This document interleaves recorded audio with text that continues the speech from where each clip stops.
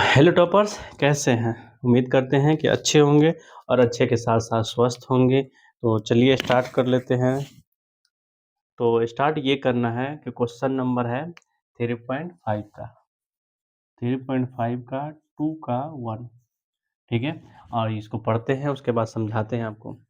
लिखा है कि ए और बी का मान ज्ञात कीजिए। आगे पढ़ते हैं क्या और तो रेखीय समीकरण के युग्म के अपरिमित रूप से अनेक हल है। अपरिमित रूप से अनेक हल है। इसका इक्वेशन का ग्राफ क्या होगा? एक है और दूसरी लाइन इसी इसी पे थोड़ा-सा बनाने में दिक्कत हो रही है, इसी में। इसका कंडीशन क्या होगा? A1 बटा A2 बराबर है B1 बटा B2 बराबर है C1 बटा C2। इसको मैंने पूरा कंडीशन के साथ-साथ 2.2 का क्वेश्चन देखिए, पूरा देख लीजिए। उसको मैंने कंडीशन बहुत बार याद कराया। तो इसका हो गया। तो चलिए अब क्वेश्चन आगे जो दिया गया है, इसमें दिया गया है तो लिख लेते हैं। दिया गया है थोड़ी ये वीवीआई क्वेश्चन है, ठीक है? याद रखिएगा, ये बहुत वीवीआई क्वेश्चन है। 2x plus 3y equal to 7 a minus b x plus a plus b y equal to 3a plus b minus 2। कोई बड़ी बात नहीं है, हम आपको सॉल्व करके दिखाएंगे इजी वे में, ठीक है? चलिए इक्वेशन 1 इक्वेशन 2 इक्वेशन 2 सबसे पहले हम लोग बता दें तो इसको ज्ञात करना, इसको आप अच्छे सुंदर से बनाना इसी तरह एग्जाम में। तो सबसे पहले A1, A1 क्या है? इसका कोएफिशिएंट तो 2, B1 मैंने इसका कोएफिशिएंट क्या? B मैंने y का 3 और C1 बराबर 7। A2 A2 का मान कितना है? A minus b. समझ में आ रहा? नहीं समझ में आ रहा तो बताइएगा। A2 हो गया और x के कोएफिशिएंट को a कहा जाता है, y के कोएफिशिएंट को b कहा जाता है और जिसमें x और y नहीं रहता है उसको c कहा जाता है, ठीक है? ये बताया था मैंने शुरू में लेक्चर में भी। तो B2 a plus B C2 बराबर 3a माइनस प्लस बी। तो ये आपको ज्ञात करना है ए और बी का, ए बी सी का मान ज्ञात करना है। यहाँ पे ए बी सी का थोड़े, ए बी का मान सिर्फ ए और बी का मान ज्ञात करना है, ठीक है? तो कोई बड़ी बात नहीं है। तो चलते हैं, इसमें कंडीशन क्या था? अपरिमित रूप से अनेक हल है। तो अपरिमित रूप से तो क्वेश्चन लेते हैं ये A1 बटा A2 बराबर है B1 बटा B2, ठीक है? ये अगर अपरिमित रूप से बराबर होता है तो उसमें लिखना होता है C1 बटा C2, ठीक है? तो ये अपरिमित रूप से हल हो गया अकॉर्डिंग टू क्वेश्चन। ऐसे लिखिए हिंदी में सवाल के हिसाब से, सवाल लिखना पड़ेगा से, ठीक है? तो अब हो गया, ए के मान कितना है? 2 और A2 का मान कितना है? a minus B. B1 का मान कितना है? 3 और इसका कितना मान है? a प्लस बी, ठीक है? अभी हम लोग 2 गो को लेके चलते हैं, हम आगे तीसरा का नहीं लेते हैं क्योंकि तीसरा हो जाएगा तो फिर निकालने में दिक्कत होगी, इसलिए 2 को लेके चलते हैं। इसको इधर गुना करते हैं, a प्लस बी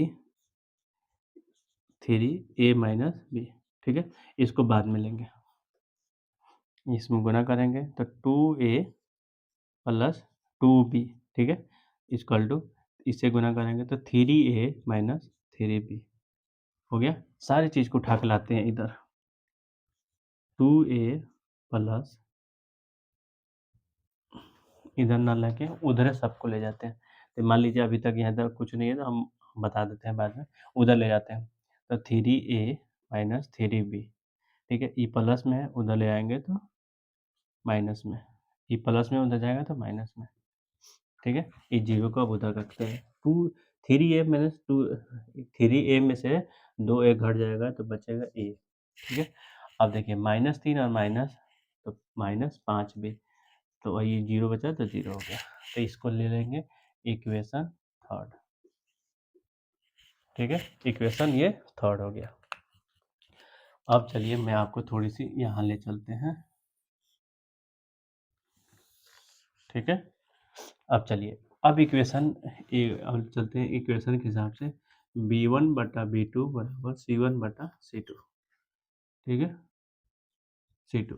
तो अब इसका मान लिख लीजिए, b1 का मान कितना है 3, इसका है a प्लस b, इसका कितना है 7 और इसका कितना है 3a प्लस b माइनस 2, ठीक है।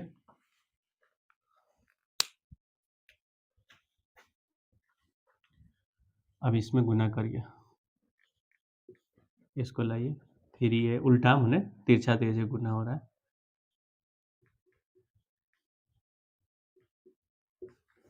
देखिए आपको नहीं समझ में आ रहा होगा तो बोलिएगा, मैं फिर से दोबारा अच्छे से समझा। देखिए एक और बात बता दूं, यहाँ पे अच्छे से इस सारी चीज़ों को उठा के यहाँ ले गए, तिरछा तिरछी गुना, फिर इसको यहाँ पे रख दिए, ठीक है।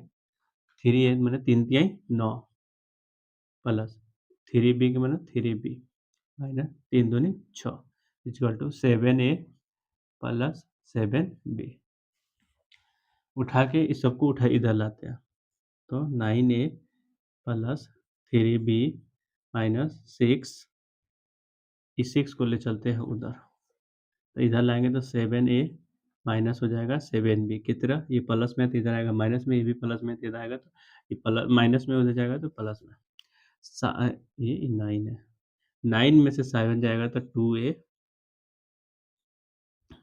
3 प्लस b में है माइनस है तो 4b हो जाएगा, 4b बराबर 6, ठीक है। इसमें से 2 कॉमन कर लेते हैं तो a बचेगा, ये बचेगा 2b बराबर 6, a माइनस 6/2, ये गुना में तो इधर जाएगा तो भागा में 3 हो जाएगा, a माइनस 2b बराबर 3, इक्वेशन 4, ठीक है। थोड़ी लंबी होगी, इसलिए लंबी हो रही है क्योंकि ये सारी चीज़ें बनाना है आपको, ठीक है। और मैं थोड़ी सी आपको यहाँ पे शॉर्ट में ज़्यादातर कोशिश करूँगा, और या तो यहाँ समझाने की कोशिश करूँगा, तो यहाँ पे कुछ बना देता हूँ, और मैं नहीं चाहता हूँ मिटाऊँ पूरा इसको, क्योंकि आपको इसमें और अच्छे से हमको समझाना है, ठीक है। तो इसीलिए मैं नहीं मिटाना चाह रहा हूँ, मैं यहाँ पे कैसे भी करके आपको समझा दूँगा, फिर एक बार और इसको अच्छे से, क्योंकि ये बहुत वीवीआई क्वेश्चन है, ठीक है। देखिए, देखिए यहाँ पे है भी ए है और यहाँ पे भी है, तो कोई बड़ी बात नहीं है, लिखिए समीकरण 1 नहीं 1 नहीं 3, 3 घटाओ समीकरण 4, क्योंकि समीकरण 2 ये दे है, समीकरण 3 है दे, समीकरण 4 ये समीकरण इसलिए मानना पड़ा क्योंकि यहाँ पे a1 चाहिए, ठीक है। तो कितना हो गया, a माइनस 5b बराबर 0, इसमें क्या है a माइनस 2b बराबर 3, ठीक है। यहाँ पे माइनस होगा क्योंकि यहाँ प्लस है, और यहाँ माइनस है तो यहाँ प्लस हो जाएगा, यहाँ माइनस हो जाएगा, ठीक है। तो ये 31, ये बचेगा कितना, तो 3 हो जाएगा, तो -3 बचेगा, -3, ये -3 हो जाएगा, ये माइनस माइनस कैंसिल, बचेगा b बराबर 3/3, तो b बराबर 1, ठीक है। b बराबर 1, इसको क्या करते हैं, मैं आपको सामने इसको उठा के ले आते हैं यहाँ पे, ठीक है।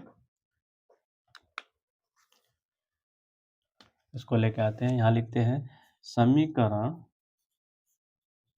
3 में b के मान रखने पर, आप लोग यहाँ जरूर लिखिएगा सही से, रखने पर,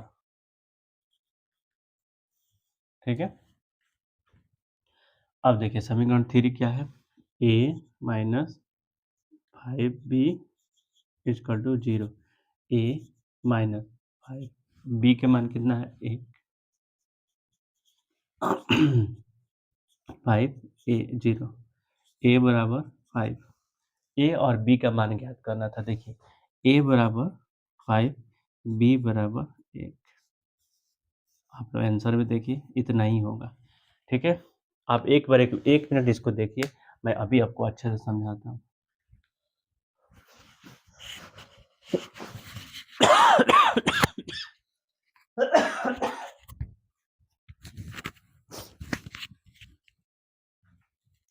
तो बच्चों देखो आपको समझ में आया कि नहीं? देखिए यहाँ पे हमने इक्वेशन दिया हुआ था, इक्वेशन 1 तो मान लिए, फिर उसके बाद से A1 और B1 B1 C1 ले लिए, इसके थ्रू से लिए हैं ए x के कोएफ़िशिएंट को A1 कहा जाता है, y के कोएफ़िशिएंट को B1 का B कहा जाता है, जिसमें x और y नहीं उसको C कहा जाता है। एक चीज़ हो गया। फिर इसको सवाल के हिसाब से लिया होता है अपरिमित रूप से अनेक हल। तो अपरिमित रूप से अनेक हल क्या होता है? A1/A2 बराबर है B1/B2 बराबर है C1/C2 के। फिर हम लोग इसका लिए, फिर यहाँ बनाए इक्वेशन लाए, फिर इक्वेशन क्वेश्चन के हिसाब से इसको 2 को लिए, यहाँ बनाए, यहाँ तक सवाल आए, चौथा लाए, फिर उसके बाद से समीकरण 3 घटाव समीकरण 4 करने पर यहाँ पे छोड़े हैं, करने पर लिखना पड़ेगा, हर हाल में लिखना पड़ेगा, ठीक है? इसको करने पर फिर B1 आ गया, फिर B1 को मान रखने पर आ गया A1 और B2 मान आ गया। तो देखिए ये थोड़ी भारी है बट पूछिएगा क्योंकि ये इम्पोर्टेंट है। इसमें हर वो कॉन्सेप्ट क्लियर लगाया जा रहा है देखिए यहाँ पे कि आपको पता चलेगा कि अपरिमित रूप से हल अनेक हल आपको याद है कि नहीं। अभी इसी एगो आएगा, एक नेक्स्ट क्वेश्चन है कि अपरिमित रूप से केवल कोई हल नहीं, तो केवल कोई हल नहीं किसमें आता है? A1/A2 बराबर है B1/B2 बराबर नहीं है C1/C2 में। तो उस कंडीशन में आता है तो उसमें K और कुछ ज्ञात करना है, तो उसको ज्ञात करते हैं। तो बस यही चाहता हूँ कि आप इसको अच्छे से थोड़ी मेहनत कर लें। प्लीज़ मेहनत कर लीजिए अच्छे से। नहीं समझ में आया, हम आए आपको टॉपर बनाने के लिए। तो चलिए नेक्स्ट क्वेश्चन बनाते हैं।